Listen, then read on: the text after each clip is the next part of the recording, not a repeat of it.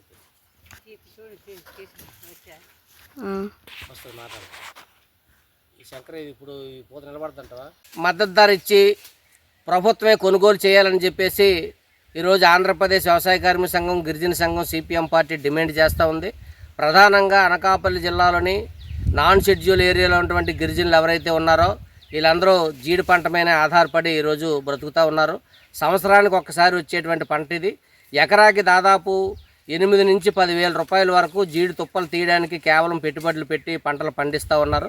ఈ పండించినటువంటి పంటలు ఏదైతే ఉన్నాయో ప్రభుత్వం కొనుగోలు చేయకపోవడం వలన దళారీల చేతుల్లోని పూర్తిగా మోసపోయి ఏ రోజు కూడా 90-100 రూపాయలకు మించి కేజీ అమ్మలేనటువంటి పరిస్థితి ఈరోజు కనిపిస్తుంది.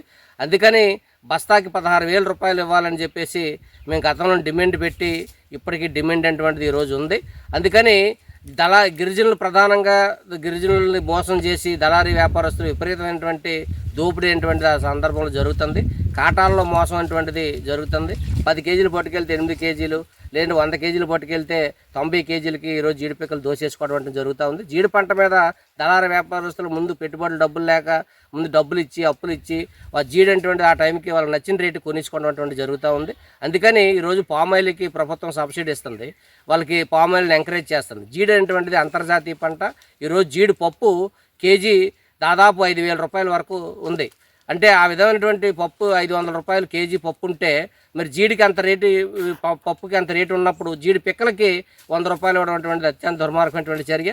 అందుకని జీడి అటువంటిది అగ్గి తెగులు వచ్చి తీవ్రమైన నష్టం ప్రతి సంవత్సరం జరుగుతుంది. ఈ క్రాప్ నమోదు చేసి జీడి నష్టపోయినటువంటి రైతులు ఎవరైతే ఉన్నారో వాళ్ళందరికీ నష్టపరిహారం ఇవ్వాలి. ఏదైతే నాన్ షెడ్యూల్ ఏరియా దేవరాపల్లి నుంచి నాతవరం, గొలుగొండ, కోటవరట్ల, అదే రోలుగుంట, మాడుగుల, చీడికాడ ఈ మండలాలు ఏదైతే ఉన్నాయో ఈ మండలాల ప్రాంతంలోని ఎక్కువ మంది ఈరోజు జీడి మీద ఆధారపడి ఉన్నారు. కింద సముద్ర తీరం ప్రాంతంలో ఆధారపడి ఉన్నారు, మైదాన ప్రాంతంలో ఉన్నారు. ఈ విధంగా చూసినట్టు దాదాపు 1,00,000 ఎకరాల్లోని ఈరోజు జీడి అటువంటిది పండుతుంది. ఈ జీడికి ప్రభుత్వం కొన్ని పరిశ్రమలు పెట్టి వాళ్ళు ఎంకరేజ్ చేసి జీడి అటువంటిది ప్రోత్సహించి గిరిజనుల్ని, పేదల్ని, రైతుల్ని ఆదుకోకపోతే దీని మీద తీవ్రమైనటువంటి ప్రభావం రానున్న రోజుల్లో పడుతుంది. అత్యధిక మంది నష్టపోయేటువంటి పరిస్థితి ఈరోజు కనిపిస్తుంది. అందుకని జీడిని ప్రభుత్వమే కొనుగోలు చేసి రైతు భరోసా కేంద్రాల ద్వారా మద్దతు ధర ఇచ్చి గిరిజనులు ఆదుకోవాలి. అగ్గి తెగులు లేదంటే నష్టం వచ్చినప్పుడు అటువంటి ఇన్సూరెన్స్ కల్పించి వాళ్ళు నష్టపరిహారం ఇవ్వాలని చెప్పేసి మేము సిపిఎం పార్టీగా ఈ పర్యటన సందర్భంగా డిమాండ్ చేస్తున్నాం.